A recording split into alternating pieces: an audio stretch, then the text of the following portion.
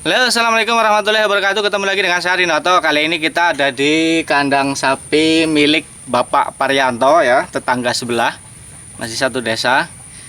Beliau memiliki 1 ekor sapi yang sudah beranak dan kambingnya ada 4 ekor. Dari sapi 1 ekor plus anak plus kambing 4 ekor itu dihasilkan banyak sekali emas. Mengapa saya katakan emas?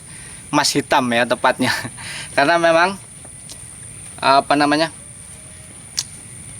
kotoran hewan ya dari sapi dan kambing ini bernilai emas benar-benar. Jika kita pergunakan dengan baik sebagai pupuk organik untuk tanaman. Dan dimungkinkan beberapa tahun ke depan atau beberapa puluh tahun ke depan ini benar-benar langka dan dicari yang seperti ini, kotoran hewan ya dari sapi dan kambing. Karena kesadaran masyarakat akan makanan organik yang berasal dari tanaman organik itu semakin meningkat, sehingga tuntutan pertanian akan pertanian organik juga semakin meningkat, sehingga pula tuntutan akan penggunaan kotoran hewan juga sangat meningkat. Mengapa kotoran hewan sapi dan kambing itu bagus sekali untuk tanaman? Kita tahu bahwa sebenarnya pupuk yang paling bagus untuk tanaman di alam ini adalah dari tanaman itu sendiri. Seperti pernah saya melihat literatur bahwa pupuk yang baik untuk tanaman, makanan yang baik untuk tanaman itu adalah berasal dari bagian tanaman itu sendiri. Seperti misalnya daun-daun yang sudah kering jatuh ya. Kemudian daun-daun yang misal tanamannya ditebang yang masih hijau juga, kemudian dibiarkan begitu saja membusuk. Nah, lama-kelamaan daun-daun ini akan menjadi kompos. Nah, kompos itulah yang akan menjadi makanan bagi tanaman itu kembali. Jadi didaur ulang sendiri oleh alam, sehingga memberikan nutrisi bagi tanaman itu sendiri. Seperti kita lihat kalau di hutan itu tidak ada orang yang memberikan pupuk tambahan dan lain sebagainya. Tapi mereka pohon-pohon di hutan itu sangat-sangat subur karena mereka menyediakan sendiri nutrisi bagi diri mereka sendiri. Seperti dikatakan lagi bahwa akar pohon itu selebar rentang daun pohon. Gimana ya cara penjelasannya ya? Kalau daun pohonnya itu lebarnya itu 2 meter, maka akarnya di bawah 2 meter. Kenapa begitu? Karena daun-daun yang 2 meter itu jatuh, nanti di bawah dia akan diproses oleh bakteri yang ada di sekelilingnya, kemudian menjadi kompos dan diserap lagi oleh akar tanaman itu sendiri. Jadi tanaman itu menghasilkan sendiri. Nah, kembali lagi ke kotoran sapi dan kambing, bahwa sapi dan kambing itu makan dari pohon, ya, dari rumput gajah, dari apa saja yang berasal dari pohon. Nah, dari pohon itu, kalau di alam proses pengomposan daun kering maupun daun basah itu berjalan lama ya. Dia akan menumpuk mungkin 3-4 bulan baru menjadi kompos. Tetapi kalau sudah dimakan oleh sapi, maka dikeluarkan dalam bentuk kotoran hewan. Maka jika kita proses hanya misal 21 hari ya, 1 bulan atau 2 bulan lah, lebih cepat dia akan menjadi kompos. Dan itu sudah menjadi kompos yang begitu padat ya, karena di dalam perut sudah diproses. Berbeda dengan daun. Kalau daun misal kita ambil daun 1 karung ya, tetapi nanti jadinya kompos itu sedikit sekali. Tetapi kalau kita ambil kotoran hewan, ini sudah merupakan padat konsentrat ya. Mereka makan rumput misal 2 karung, maka yang keluar paling berapa sedikit itu sudah dipadatkan, sehingga kotoran sapi dan kambing ini sangat-sangat bagus untuk tanaman. Tetapi tidak bisa langsung diaplikasikan melalui proses fermentasi terlebih dahulu.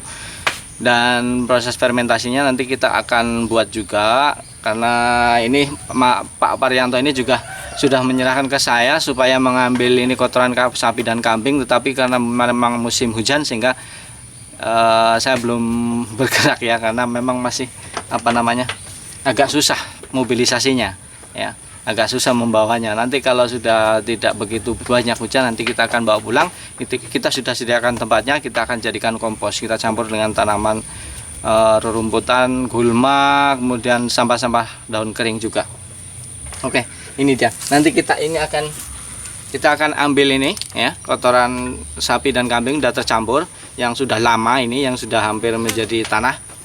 baunya juga sudah tidak menyengat. Nanti kita di rumah sedang tadi babat ada bekas tanaman cabai yang sudah produksinya menurun, kemudian kita bongkar media tanamnya yang di dalam karung, kita olah lagi, kita campurkan lagi ini, kemudian kita tambah sekam. Nanti kita akan masukkan ke dalam polybag. Rencananya akan untuk menanam paria atau pare ya, karena ada pemirsa kita yang menyampaikan supaya kita menambah jenis tanaman lagi. Oleh sebab itu saya kemarin membeli bibit pare dan akan kita tanam satu jenis tanam lagi, yaitu pare, selain banyak jenis tanaman sayuran yang lain.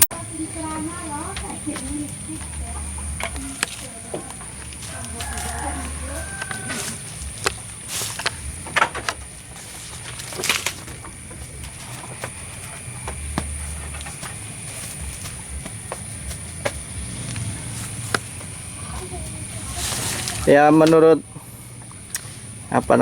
dari petugas peternakan, kalau satu ekor sapi dewasa itu dalam sehari dia mengeluarkan kotoran sekitar 16 kg ya, satu ember besar.